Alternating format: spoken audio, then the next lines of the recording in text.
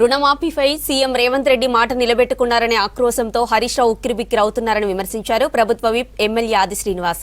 రైతులను రెచ్చగొట్టడమే హరీష్ రావు పనిగా మారిందన్నారు. వర్షాల కారణంగా నష్టపోయిన ఒక్క రైతును కూడా ఎందుకు కేసీఆర్ పరామర్శించలేదని ప్రశ్నించారు. బీఆర్ఎస్ హయాంలో వేల మంది రైతులు ఆత్మహత్య చేసుకుంటే ఒక్కరికి కూడా పరిహారం ఇవ్వలేదని ఫైర్ అయ్యారు.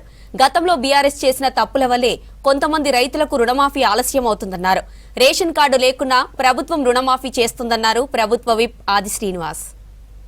హరీష్ రావు గారు రైతులను రెచ్చగొట్టే విధంగా, రైతులకు ఇబ్బంది పెట్టే విధంగా ఈరోజు చేస్తున్నటువంటి వైనాన్ని దయచేసి రైతు సోదరులు ఎవరు కూడా నమ్మవద్ద. ఈ బీఆర్ఎస్ మాటలను చెప్తున్నాం.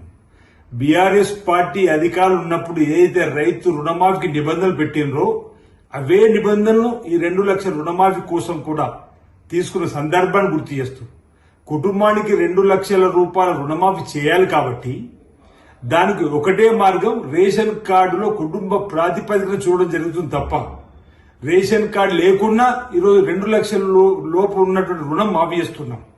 అసలు ఈ బీఆర్ఎస్ ప్రభుత్వానికి చిత్తశుద్ధి ఉండి 10 ఏళ్లలో రేషన్ కార్డు ఇచ్చుంటే ఈరోజు ఈ సమస్య వచ్చేది కాదు.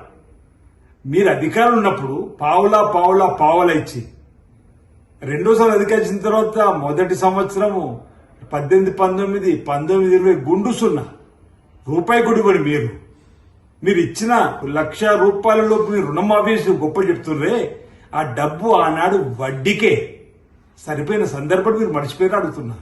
ఈరోజు మా గౌరవ ముఖ్యమంత్రి రేవంత్ రెడ్డి గారు రైతు రుణమాఫీ చేసి తీరాల్సిందని ఇచ్చిన మాట కట్టుబడులని రుణ విముక్తిని చేస్తున్నాం. కొత్తగా రుణాన్ని తీసుకునేటువంటి కార్యక్రమం ఏర్పడేస్తున్నాం. ఈరోజు రైతుల కళ్ళల్లో ఆనందం కనిపిస్తుంటే ఈరోజు దుఃఖంలో మునిగిపోయినటువంటి పరిస్థితి హరీష్ రావు గారిది, కేటీఆర్ గారిది. అరే, ఓవైపు రాష్ట్రము అతాకుతలమై వరదల వల్ల ఇబ్బంది పడుతుంటే ప్రతిపక్ష నేత ఉన్నటువంటి గౌరవ ప్రతిపక్ష నేత గత ముఖ్యమంత్రి కేసీఆర్ గారు ఎందుకు వచ్చి పరామర్శించలేడని దానికి సమానం ఏం చెప్తారు అంటున్నా. ఈ రోజు ప్రజల కోసం, రైతుల కోసం, అన్ని వర్గాల ప్రజల అభివృద్ధి కోసం పాటుపడుతున్నటువంటి ముఖ్యమంత్రి గారి పైన కావాలని ఈరోజు చేసేటువంటి ఆరోపణలు ఏమాత్రం సబబు కాదంటున్నాం.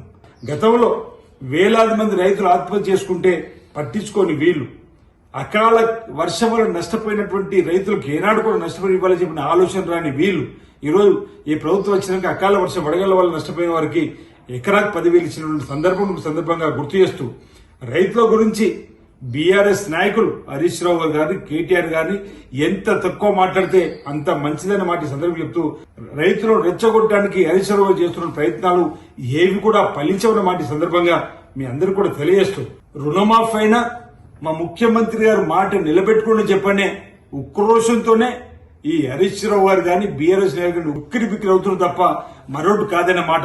రైతులు రుణముక్తులు అవుతున్నారని చెప్పిన ఒక ఆక్రోశం బీఆర్ఎస్ పార్టీలో కనిపిస్తుంది తప్ప మరొకటి కాదన్న మాట సందర్భం.